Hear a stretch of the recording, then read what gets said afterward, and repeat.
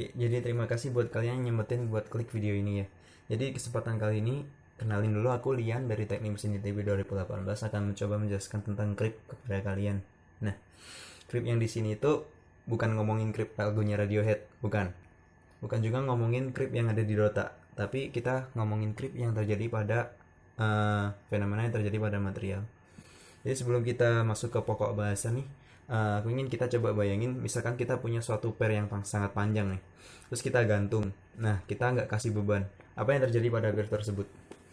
Ternyata setelah beberapa saat, pair tersebut itu tetap akan bertambah panjang. Apa sebenarnya yang menyebabkan dia bertambah panjang?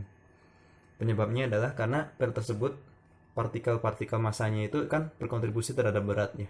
Jadi partikel massa ada berat, nah berat itu kayak menarik dia itu turun ke bawah gitu, menarik si pairnya turun ke bawah, sehingga tetap tercipta deformasi meskipun nggak ada beban. Nah, sebenarnya itu salah satu fenomena creep yang sederhana. Kalau misalkan nih kita sekarang punya spesimen batang besi gitu, terus kita kasih dia beban, terus kita set temperaturnya berapa. Nah, mungkin efeknya yang kayak gimana yang terjadi. Nah, sebenarnya fenomena creep di sini kita bakalan coba ngejelasin yang itu. Jadi, creep itu apa sih? Creep itu deformasi plastis yang berlangsung dependen terhadap waktu pada beban yang konstan dan temperaturnya tinggi. Jadi ada beberapa hal yang kita garis bawahi di sini itu creep itu deformasi plastis, deformasinya nggak bisa balik. Yang berlangsung dependen terhadap waktu. Jadi dia itu bergantung pada waktu. Kita bisa lihat efek dari creep ini setelah berapa waktu tertentu. Setelah itu pada beban yang konstan. Jadi beban yang diberikan itu konstan dan temperaturnya tinggi. Tinggi seberapa? Nanti kita bisa cek. Nah, sebenarnya gimana sih creep itu bisa terjadi? Jadi kalau kita misalkan punya besi, kita panasin nih, batang besi kita panasin, kita kasih beban.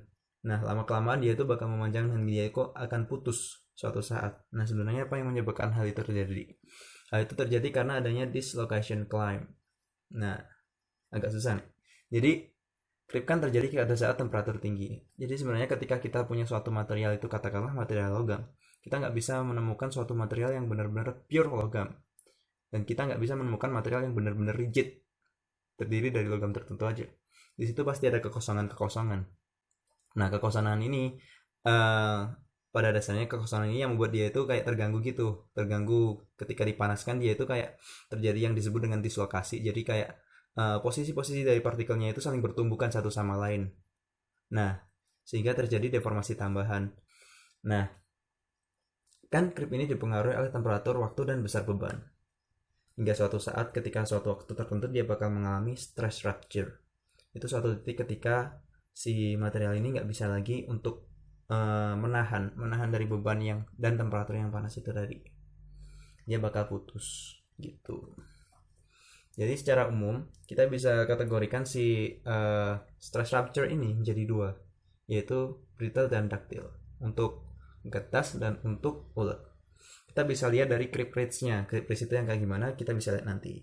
Terus untuk yang getas ini kita lakukan pada temperatur yang tinggi, dan untuk yang ulet ini pada temperatur yang rendah.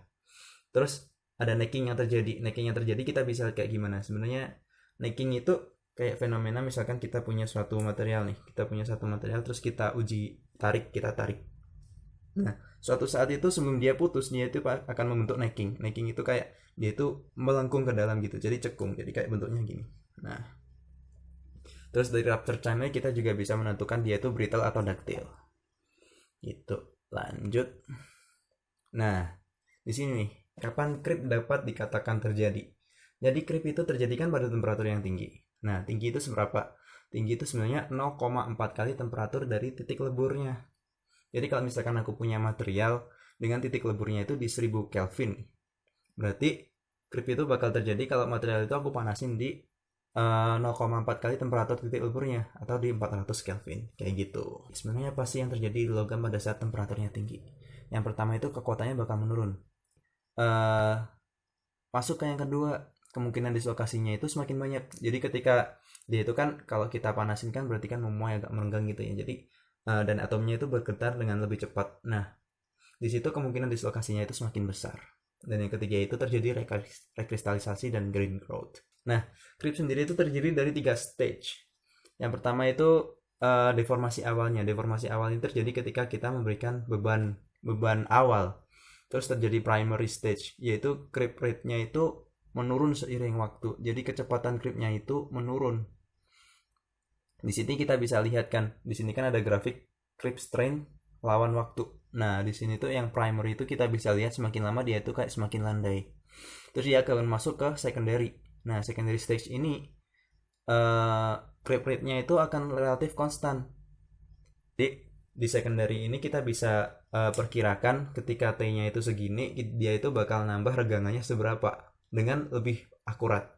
Setelah itu dia akan masuk ke tertiary stage, di mana dia itu akan creepnya bertambah cepat seiring waktu. Jadi tambah cepat sampai akhirnya dia itu rupture atau terputus gitu.